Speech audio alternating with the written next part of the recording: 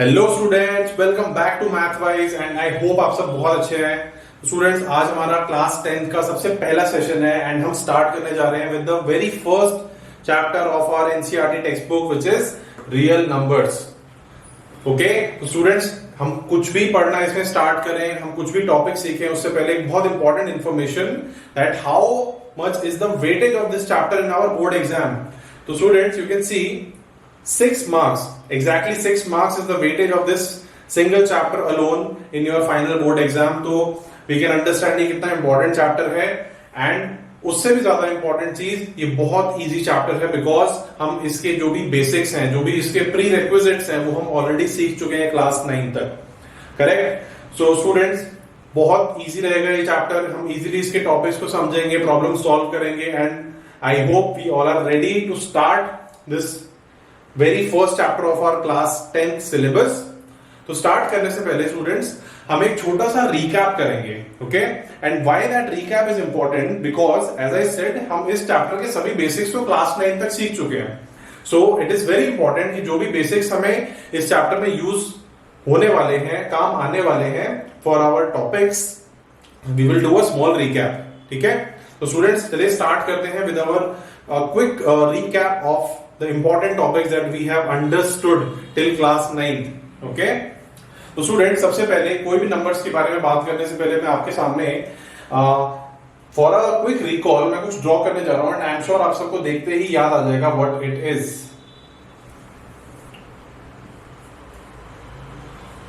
तो students, you can C I am drawing a line and मैं उस पर कुछ नंबर्स को मार्क कर रहा हूं एंड जैसे ही आपने ये देखा होगा, आई एम श्योर सबको याद आ जाएगा that this is our number line or we like to call it the real number line. Okay, तो स्टूडेंट्स, ये हमारा रियल नंबर लाइन है जिसपे आप कुछ नंबर्स देख सकते हो अभी 0 1 2 3 etcetera. And we also know कि इन नंबर्स के बीच में भी बहुत सारे नंबर्स हैं जो कि हिडन हैं, छुपे हुए हैं। सो ऐसा कोई भी नंबर जो हमारी इस नंबर लाइन पे रिप्रेजेंट किया जा सकता है उसको हम क्या बोलते हैं? We call it a real number. Okay, तो students, a real number is any number that can be represented on this real number line, right? So अब सबसे पहले हम रियल नंबर्स के बारे में कुछ भी और जाने तो हम एक और चीज को क्विकली रिकॉल करेंगे which is the classification of real numbers. तो स्टूडेंट्स, हम रियल नंबर्स को दो ब्रॉड या दो इंपॉर्टेंट कैटेगरीज में डिवाइड करते हैं। ओके, आई एम श्योर आपको धीरे धीरे याद आ जाएगा। So if we talk about real numbers, so real numbers simply दो कैटेगरीज में डिवाइड किए जा सकते हैं। Any real number can be divided into 2 categories. तो स्टूडेंट्स, थोड़ा सा रिकॉल करेंगे एंड याद करने की कोशिश करेंगे कि वो दो कैटेगरीज क्या हैं। And once you think about it, you will recall वो दो कैटेगरीज हैं रैशनल नंबर्स एंड दूसरे क्या होते हैं? जो नंबर्स रैशनल नहीं होते वो इरैशनल नंबर्स होते हैं। So any real number can either be rational or irrational. And students, आप जानते हो कि इसके बाद भी इसकी फर्दर कैटेगराइजेशन होती है। We used to draw something called as a number tree. Okay? So rational numbers को भी फर्दर हम डिवाइड करते हैं, लेकिन अभी हम उसके ज्यादा डिटेल्स में नहीं जाएंगे बिकॉज वो हमारे इस चैप्टर के स्कोप के लिए उतना इंपॉर्टेंट नहीं है and it is very basic. हम जानते हैं उन नंबर्स के बारे में like natural numbers, whole numbers etcetera. Okay, so I am sure यहां तक आप सबको अच्छे से याद आ गया कि रियल नंबर्स क्या होते हैं एंड रियल नंबर्स की इंपॉर्टेंट कैटेगरीज क्या हैं। ओके, सो हमारे लिए अभी के दो इंपॉर्टेंट कैटेगरीज हैं, रैशनल एंड इरैशनल। करेक्ट? तो students, one more important thing which I am going to tell you, आप कुछ भी क्लास में जब सीख रहे हैं तो आपको नोट्स बनाने हैं। आपको नोट्स बनाने के लिए सबसे अच्छा टाइम जो मिलेगा वो क्लास के दौरान ही है। आप क्लास के बीच में वीडियो को पॉज करके जो भी इंपॉर्टेंट चीजें आपको नोट करनी है आप नोट कर सकते हैं। ओके, तो स्टूडेंट्स, यहां तक आई होप आप सबको अच्छे से रिकॉल करके समझ आ गया है कि रियल नंबर्स क्या हैं and now we will be moving ahead. Okay, so students, moving ahead, अब हमने रैशनल और इरैशनल नंबर्स का रिकैप कर लिया है। Now there are 2 more important categories of numbers जो हमारे इस चैप्टर की प्रिपरेशन के लिए, इस चैप्टर को समझने के लिए बहुत इंपॉर्टेंट है।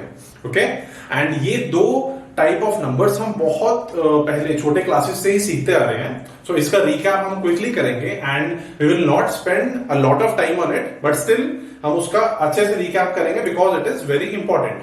तो स्टूडेंट्स, हमारी अगली जो दो कैटेगरीज है नंबर्स की, that is prime numbers and composite numbers. Okay, and जैसे ही मैंने बोला, आई एम श्योर सबको याद आ गया कि हमने यस प्राइम नंबर्स बोल के, कॉम्पोजिट नंबर्स बोल के कुछ तो सुना है. यस, हमने बहुत बार पढ़ा है. सो इसका रिकैप करने के लिए I am sure all of you would be able to recall what is a factor. हम फैक्टर किसको बोलते हैं? कोई भी नंबर जो किसी दूसरे नंबर को डिवाइड करता है कंप्लीटली, हमें उसको उसका फैक्टर कहते हैं. फॉर एग्जाम्पल, अगर मैं आपसे बोलूं कि there is a number 4 and क्या 4 को 2 कंप्लीटली डिवाइड करता है? So answer is yes, 4 is completely divisible by 2. So what we call that 2 is a factor of 4. What do we call it? 2 is a factor of 4. Correct? Similarly, if I ask you, क्या 4 को divide करता है completely? Again the answer is yes. So we will say 4 is also a factor of 4. Now if I ask you, does 5 divide 4 completely? क्या 5 4 को divide करता है completely? The answer will be no. Okay, so hence we will say 5 is not a factor of 4. Correct? So I am sure we are now understanding कि what is the meaning of factor. So students, मैं आपके सामने दो अलग अलग examples लिखने वाला हूं, और वो एग्जांपल्स में हम क्या करेंगे, हम उन दोनों नंबर्स के सारे पॉसिबल फैक्टर्स को लिस्ट करेंगे. हम सारे पॉसिबल फैक्टर्स को लिखेंगे. So the numbers that we are going to take, हम पहला नंबर लेने वाले हैं, the number is 7. Okay, and जो दूसरा नंबर हम ले रहे हैं, the number is 8. Okay, तो स्टूडेंट्स हम सिंपली यहां पे लिस्ट करते हैं कि 7 और 8 इन नंबर्स के फैक्टर्स क्या क्या हैं. ओके, सो जस्ट थिंक कि 7 किस किस से डिविजिबल है.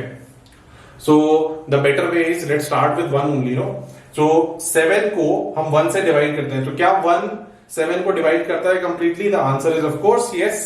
Okay, because 1 divides every number. So 7 का एक फैक्टर तो हमें पता चल गया कि 1 है. बट क्या 7 2 से डिविजिबल है? नो. 3 से डिविजिबल है? No. So if you think like this, तो आपको अब जाके जो आपका नेक्स्ट नंबर मिलेगा वो होगा 7 itself. सो 7 का जो दूसरा फैक्टर है वो 7 खुद है. That is the number itself. And if you go beyond it, तो आपको समझ में आएगा कि then आप ट्राई करने का कोई फायदा नहीं है, बिकॉज 7 से बड़े नंबर्स उसको कंप्लीटली डिवाइड तो कर ही नहीं पाएंगे. सो हमें यहां पे एक छोटा सा कंक्लूजन समझ में आ रहा है कि 7 सिर्फ 2 नंबर से ही डिवाइड हो पा रहा है कंप्लीटली. एक नंबर तो 1 है और दूसरा नंबर 7 itself है. करेक्ट? तो students, we have listed down all the factors of 7, which is 1 and 7 only. ठीक है, अब सेम काम हम क्या करेंगे, same process we will repeat for the number 8. तो नंबर 8 के लिए अगर हम स्टार्ट करें, तो सबसे पहला फैक्टर हमें ऑफ कोर्स मिलेगा 1, बिकॉज 8 इज डिविजिबल बाय 1. अब क्या 8 2 से डिवाइड होता है? The answer is yes, 2 completely divides 8. So the answer is या 2 is a factor of 8. Going ahead, 3, I don't think so. Correct? So 3 does not divide 8. And if you move forward, then you will find that the next factor of 8 is 4. Because 4 क्या करता है? 4 completely divide करता है 8 को. And going ahead, 5, no, 6, again no. And similarly, you will end at the number 8, which is number itself. Okay? So students, हमने देखा कि जो नंबर 8 है वो तो बहुत सारे नंबर से डिविजिबल है, मतलब इसके तो फैक्टर्स ज्यादा हैं एज कंपेयर टू 7. करेक्ट? तो स्टूडेंट्स, हमने यहाँ पे एक और इंपॉर्टेंट प्रॉपर्टी अगर आप ध्यान से देखें तो हमने यहाँ पे कुछ आइडेंटिफाई किया है. वो ये है कि किसी भी नंबर का जो सबसे छोटा फैक्टर है, आप ध्यान से देखेंगे वो क्या होता है? 1. So the smallest factor of any number is always 1, and 1 is such a number जो सबको डिवाइड करता है. करेक्ट? सो ये छोटी छोटी बातें हैं, अगर आपको इंपॉर्टेंट लग रही है, यू थिंक कि आपको बाद में रिकॉल करने में हेल्प करेंगी, so please make a note of it. And similarly अगर आप देखें कि किसी भी नंबर का जो सबसे बड़ा फैक्टर है वो क्या होता है? वो नंबर इटसेल्फ है. Okay, so 7 was the biggest factor of 7. 8 is the biggest factor of 8, right? And students, हम ये सब चीजें बहुत पहले अपने छोटे क्लासेस में पढ़ चुके हैं, बट स्टिल ये रिकॉल करना हमारे लिए बहुत इंपॉर्टेंट है, बिकॉज ये जो आप दो नंबर्स देख रहे हैं, ये हमारे सामने ऐसे एग्जाम्पल्स हैं जिनमें से एक नंबर तो प्राइम है और दूसरा नंबर कॉम्पोजिट है. वाई?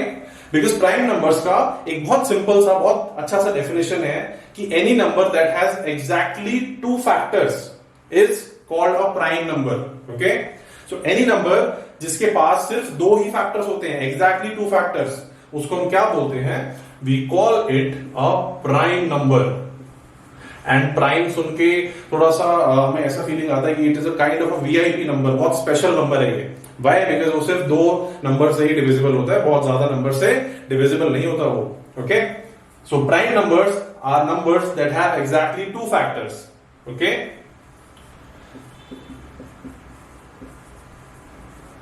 Exactly two factors. तो अगर स्टूडेंट्स आपको कभी भी आइडेंटिफाई करना है कि कोई नंबर प्राइम है या नहीं, आप उसके फैक्टर्स ढूंढिए. अगर उसके पास सिर्फ और सिर्फ दो ही फैक्टर्स हैं तो वो डेफिनेटली प्राइम नंबर होगा. ओके, एंड मूविंग अहेड, जो दूसरा कैटेगरी ऑफ नंबर्स है विच इज कॉम्पोजिट नंबर्स, जिसका एग्जांपल हमने देखा यहां पे 8. सो कॉम्पोजिट नंबर्स का डेफिनेशन क्या है? Any number that has more than two factors. ऐसा कोई भी नंबर जिसके पास दो से ज्यादा फैक्टर्स हैं. वो कितने भी हो सकते हैं, वो 3 फैक्टर्स हो सकते हैं, 4 फैक्टर्स हो सकते हैं, 50 फैक्टर्स हो सकते हैं, 100 फैक्टर्स हो सकते हैं. तो स्टूडेंट्स, कॉम्पोजिट नंबर्स क्या है? Composite numbers that have more than 2 factors. And थोड़ा ध्यान से इसको समझेंगे. मोर देन 2 फैक्टर्स का मतलब कोई नंबर डिफाइन नहीं है, वो 3 फैक्टर्स भी हो सकते हैं, 100 फैक्टर्स भी हो सकते हैं. ओके, बट हमें समझने के लिए इतना काफी है. हम इजीली आइडेंटिफाई कर पाएंगे कि प्राइम नंबर्स क्या होते हैं, कॉम्पोजिट नंबर्स क्या होते हैं. Okay, and students, if you think this will help you in revising your concepts, please take a note of it. You can pause the video and make notes. Okay, so students, I hope आपको बहुत अच्छे से समझ आ गया कि prime numbers क्या है और कॉम्पोजिट नंबर्स क्या है. नाउ, आगे बढ़ने से पहले, अपने फर्स्ट टॉपिक पे जाने से पहले, I have a question for all of you. And पहले क्वेश्चन ध्यान से सुनेंगे, उसके बाद just pause the video and then think about the answer. तो मेरा क्वेश्चन ये है कि प्राइम और कॉम्पोजिट नंबर्स हमें समझ आ गए. सबसे छोटा प्राइम नंबर कौन सा है और सबसे बड़ा प्राइम नंबर कौन सा है? क्या हम बता सकते हैं? Just think about it. Pause for a couple of seconds and try to answer. What is the smallest and what is the largest prime number? Okay? Students, moving ahead, अगर हम बात करते हैं smallest prime number की, smallest prime number, तो generally यहां पे क्या होता है, यहां पे बहुत एक कॉमन मिस्टेक करते हैं हम सब. वो क्या है, हम 1 को सबसे छोटा प्राइम नंबर एज्यूम कर लेते हैं. वाई? बिकॉज हमें लगता है 1 तो खुद से भी डिविजिबल है और 1 से भी डिविजिबल है, तो वो प्राइम नंबर होगा. But students, if you just focus on the definition, हमने अभी क्या सीखा कि ऐसा कोई भी नंबर जिसके पास एग्जैक्टली 2 फैक्टर्स हो, हम उसको प्राइम नंबर बोलते हैं. तो चेक कर लेते हैं 1 के कितने फैक्टर्स हैं. सो 1 का जो फैक्टर है वो 1 है. Okay, because 1 divides every number. But क्या इसका दूसरा कोई फैक्टर है? हम इसको सेकेंड फैक्टर तो नहीं कह सकते ना. So exactly 1 has only single factor which is 1 itself. तो स्टूडेंट्स, 1 एक यूनिक नंबर है इन दिस सेंस, वो प्राइम नंबर नहीं है. ओके, अगर इसके पास 2 फैक्टर्स नहीं है और ये प्राइम नंबर नहीं है, देन ऑब्वियसली 2 से ज्यादा फैक्टर्स तो हो नहीं सकते. दैट मीन्स ये कॉम्पोजिट नंबर भी नहीं है. एंड विच इज वाई हमने अभी अभी क्या कहा कि 1 इस सेंस में एक यूनिक नंबर है. Okay, so 1 is neither prime nor composite. तो सबसे पहला और सबसे छोटा प्राइम नंबर जो है वो है 2. Okay, because if you go ahead with the natural numbers, so 1 के बाद आपको क्या नंबर मिलेगा? 2. And 2 has exactly 2 factors. 2 के क्या क्या फैक्टर्स हैं? 1 and the number itself 2. Okay, so smallest prime number is 2. But students अगर आप सोचेंगे कि ओके स्मॉलेस्ट प्राइम नंबर तो समझ आ गया, नेक्स्ट प्राइम नंबर क्या होगा, 3 है, and then we have 5, then we have 7 and so on, but सबसे बड़ा प्राइम नंबर क्या हमें पता है? बट उससे पहले आपको एक क्वेश्चन जो खुद से पूछना चाहिए, क्या हमें सबसे बड़ा नंबर पता है? So your answer will be no, I don't know what is the biggest number, so therefore I can not figure out what will be the biggest prime number. तो अगर हम लार्जेस्ट प्राइम नंबर ढूंढने जाएंगे तो हमें नहीं मिलेगा, और वैसे हमें जरूरत भी नहीं है लार्जेस्ट प्राइम नंबर की, हमें स्मॉलेस्ट प्राइम नंबर पता होगा, यही इंपॉर्टेंट है।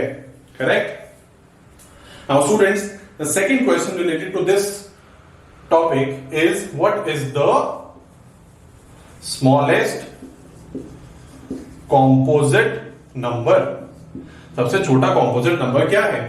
तो हम यहां तक सीख चुके हैं, जो भी उसको यूज करते हुए ज्यादा टाइम यहां पे स्पेंड नहीं करेंगे। हम 1 कंसिडर कर चुके हैं, 1 प्राइम भी नहीं है, कॉम्पोजिट भी नहीं है, 2 सबसे छोटा प्राइम नंबर है। नेक्स्ट काउंटिंग आप आगे बढ़ेंगे, 3 is also a prime number. तो नेक्स्ट नंबर क्या आएगा जो कि प्राइम नहीं है और कॉम्पोजिट है? That is the number 4, because 4 के फैक्टर्स हैं, 2 से ज्यादा फैक्टर्स हैं। क्या क्या फैक्टर्स हैं इसके पास? It has 1, it has 2, it has 4 as its factors. So students, 4 is our smallest composite number. Definitely make a note of this. This is very important because आपको क्वेश्चंस में कभी कभी रेफरेंस दिया रहेगा कि स्मॉलेस्ट प्राइम नंबर के साथ हमें कुछ कैलकुलेट करना है, तो आपको पता होना चाहिए कि स्मॉलेस्ट प्राइम नंबर क्या है। Okay, so I am sure यहां तक आप सबको समझ में आया। Please make a note of it and then we will move ahead to our very first topic and hence the first exercise of this chapter.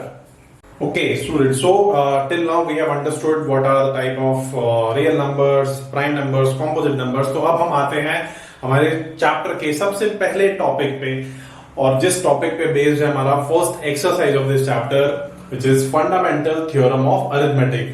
तो स्टूडेंट्स ये नाम से तो बहुत लग रहा है कि बहुत डिफिकल्ट चीज है, हमने पहले कभी इसके बारे में कुछ पढ़ा ही नहीं है। Fundamental theorem of arithmetic, and theorem word सुनते ही पता नहीं क्यों लगता है कि हम कहीं ज्योमेट्री में तो नहीं जा रहे हैं। सो ये सब बातों को 2 मिनट के लिए साइड में रख के हम ध्यान देते हैं fundamental theorem of arithmetic. So since यहाँ पे अरिथमेटिक दिख रहा है तो डेफिनेटली ये थ्योरम, ये स्टेटमेंट जो भी होगा वो नंबर्स के बारे में होगा। ओके, तो students what if I tell you कि हमने अब तक जो भी रिवाइज किया है, जो भी रिकैप किया है, हम बाय डिफॉल्ट ये थ्योरम तो ऑलरेडी पढ़ चुके हैं, हम कुछ भी नया नहीं सीखने वाले इसमें, हम बस एक स्टेटमेंट में इसको रिफॉर्म करने वाले हैं जो भी हमने अब तक सीखा है, विच इज हमने जस्ट अभी अभी प्राइम और कॉम्पोजिट नंबर्स के बारे में कुछ सीखा कि प्राइम नंबर्स क्या होते हैं, कॉम्पोजिट नंबर्स क्या होते हैं। ओके, तो स्टूडेंट्स अगर हम प्राइम और कॉम्पोजिट नंबर्स को थोड़ा सा और डिटेल में समझें, फॉर एग्जाम्पल अगर मैं आपसे पूछूं कि कोई कॉम्पोजिट नंबर को क्या आप उसके फैक्टर्स के फॉर्म में लिख सकते हैं सच दैट वो सभी फैक्टर्स प्राइम फैक्टर्स हों। ओके, एंड स्टूडेंट्स हम ये सब प्राइम फैक्टराइजेशन बहुत छोटे क्लासेस से सीखते आ रहे हैं। फॉर एग्जांपल अगर मैं आपको कहूं कि मुझे ये नंबर 24 है, इसका प्राइम फैक्टराइजेशन करके बताइए, तो प्राइम फैक्टराइजेशन तो हम सबको आता है, हम कुछ ऐसा करते हैं, याद आया, हम स्टार्ट करते हैं प्राइम फैक्टराइजेशन से, वी डिवाइड 24 by 2 और ये प्रोसेस हम रिपीट करना शुरू करते हैं। कब तक? जब तक हमें फाइनली कंप्लीट डिवीजन होके 1 नहीं मिल जाता। So similarly if we go ahead we get something like this.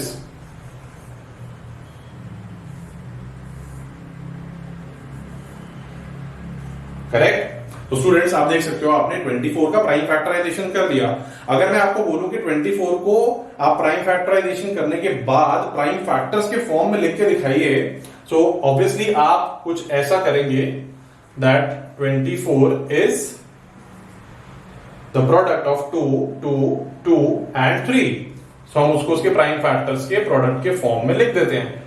Correct? And आप सबको याद आ रहा होगा कि हमने ये प्रोसेस कहां पे यूज किया है, हमने ये प्रोसेस कहां पे यूटिलाइज किया है, हमने इसको यूज किया है बहुत बार, HCF कैलकुलेट करते समय, LCM कैलकुलेट करते समय। करेक्ट? सो जो प्राइम फैक्टराइजेशन का प्रोसेस हम फॉलो करते हैं, that whole process is nothing but the fundamental theorem of arithmetic.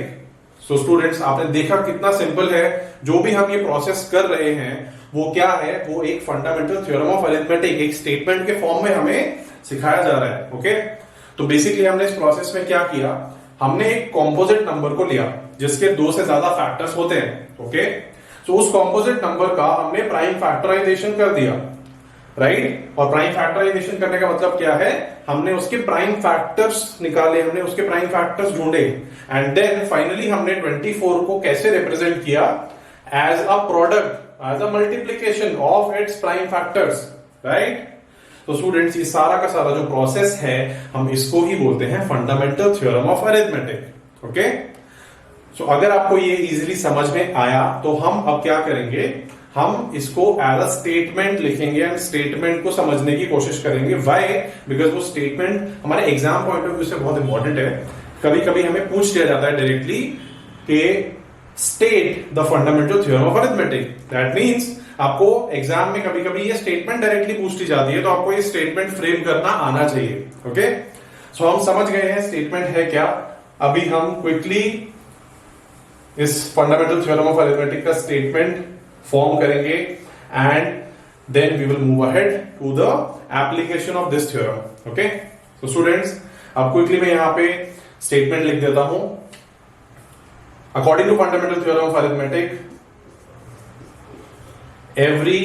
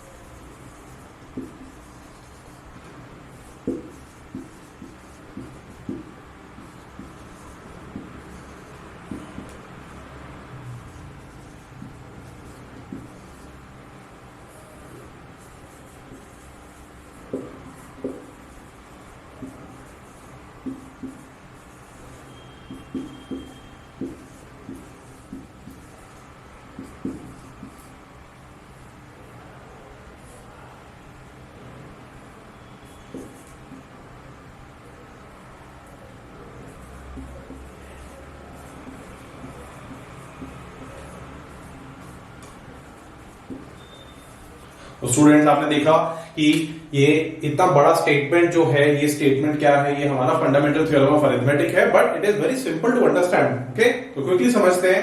हमने पूरा प्रोसेस जो अभी किया प्राइम फैक्टराइजेशन में, उसको हम एज अ स्टेटमेंट रिप्रेजेंट कर रहे हैं that every composite number can be expressed or factorized. That's what we did, right. Okay, every composite number can be expressed or factorized as a product of primes, मतलब prime factors, and this factorization is unique. Now this is a very important point. I want you to highlight this when you are writing this statement. So this factorization is unique apart from the order in which the prime factors occur. Okay, so what it means is कि हम किसी भी composite number को उसके prime factors के product के form में express कर सकते हैं, रिप्रेजेंट कर सकते हैं, एंड वो फैक्टराइजेशन यूनिक है। सो यूनिक होने का मतलब क्या है? यूनिक होने का मतलब बहुत सिंपल है कि किसी भी कॉम्पोजिट नंबर के अगर आपने प्राइम फैक्टराइजेशन कर दी है तो उसको कोई और तरीके से रिप्रेजेंट नहीं किया जा सकता, मतलब उसके कोई और नए प्राइम फैक्टर्स नहीं होंगे। ओके, तो उस प्रोसेस में जो हमें प्राइम फैक्टर्स मिलेंगे, those are the unique factors. Okay, and apart from the order, so हम उन फैक्टर्स को किसी भी ऑर्डर में लिख सकते हैं because we are writing a product, so order does not matter. Okay, so students, I want all of you to make a note of this. It's a very important statement from exam point of view also. आपके किसी भी test में पूछा जा सकता है कि state the fundamental theorem of arithmetic. Okay, so every composite number can be expressed as a product of primes. Factorization is unique apart from the order in which the prime factors occur. ये सिर्फ इस 3 parts में divided है। आप ये 3 parts ध्यान रखेंगे तो आपको ये स्टेटमेंट भी इजीली ध्यान रहेगा। Okay, I hope this is clear. So take a pause and note down this theorem. Then we'll move ahead with the application of this theorem.